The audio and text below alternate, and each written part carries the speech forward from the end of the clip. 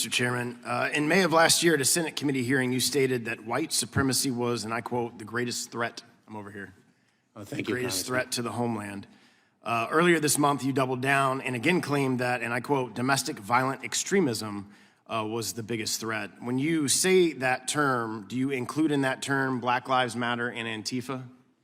Congressman, let me be precise because you're not quoting me accurately and precision is I watched the video, I am. Domestic violent extremism is the greatest terrorism-related threat. Okay, so the greatest terrorism threat, do you include Black Lives Matter and Antifa in that definition? Congressman, I do not consider Black Lives Matter. So the riots that we saw over the summer of 2020 and the killing of David Dorn by an Antifa member, that wasn't domestic terror? Congressman, it is not in my province to address a particular case. Okay, well, what about the riots at the Department of the Interior right here in Washington, D.C. by a leftist environmental group? Would you term that domestic terrorism? Congressman, I leave it to the Department of Justice to define domestic terrorism with respect to particular incidents. Well, you're the Department of Homeland Security, and you're saying that this is the #1 threat to the homeland. So I'm trying to get an understanding of, obviously now, based on your testimony, you don't include leftist radicalized groups, only white nationalists and right radicalized groups. Meanwhile, Customs and Border Protection have had over 2.4 million interactions with illegal immigrants at the border since the Biden administration took office, with an estimated 600,000 more illegal immigrants making their way into our country undetected. So using your definition that we just flushed out here, how many cases involving white supremacists and domestic terrorists have you referred to DOJ for prosecution? Congressman, let me simple. Do you not have the number? It's a simple number. You've made some profoundly inaccurate statements. No. That I would like the opportunity to correct. I'm specifically asking you a question. You just clarified. Domestic terrorism is a threat to the homeland, #1 threat. And I'm asking you, how many referrals from Homeland Security have you made to DOJ for white supremacy or domestic terrorism? Congressman, I will provide you with that information. So you don't know? Subsequent to this hearing. I do not have. Can you name one case? That statistic. Can you name one case of a referral from DHS to DOJ for domestic terrorism? Congressman, I will provide the data to you.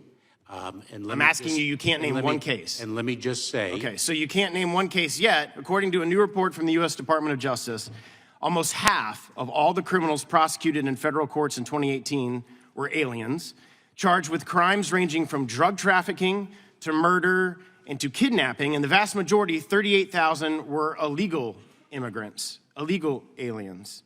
But it's still, domestic terrorism is the #1 cause of your concerns. Texas is one of the only border states that keeps detailed statistics on crimes committed by aliens specifically.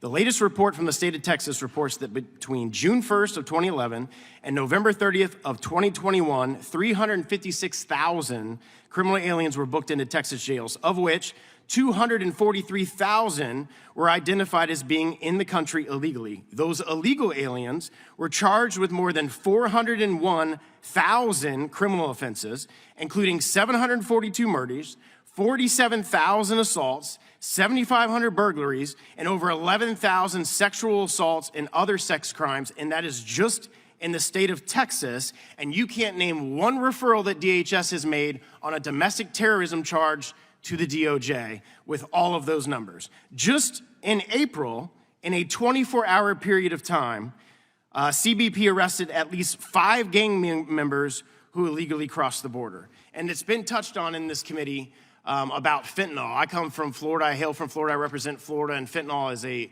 large problem in the state of Florida. And now we are at the point where fentanyl is the #1 cause of death of Americans between the ages of 18 and 45. Do you agree with that statement?